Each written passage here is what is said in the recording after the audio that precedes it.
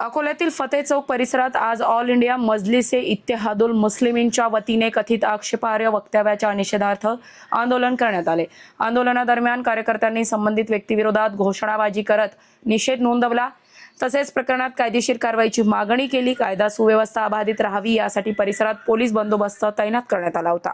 या आंदोलनाचे नेतृत्व आसिफ अहमद खान यांनी केले। आंदोलनानंतर शिष्टमंडळाने अकोला जिल्हा पोलीस अधीक्षक यांना लेखी तक्रार सादर करून उपलब्ध साहित्याची दखल घेऊन नियमानुसार चौकशी आवश्यक कारवाई करण्याची मागणी केली।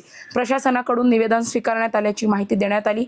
आयोजकाच्या माहितीनुसार या आंदोलनात इम्रान रब्बामी, मोहम्मद रिजवान, फारूक पटेल, अब्दुल वाहिद, शेख आसिफ, उजेर खान लोधी, मोहम्मद आकिब, मोहम्मद अवेस, मुस्तकीम अहमद यांच्यासह इतर कार्यकर्ते पदाधिकारी उपस्थित होते। आयोजकांनी स्पष्ट केले की संविधानिक चौकटीत राहून शांततामय मार्गाने आपल्याला निषेध नोंदवणे आणि कायदेशीर कारवाईची मागणी करणे हा आंदोलनाचा उद्देश होता।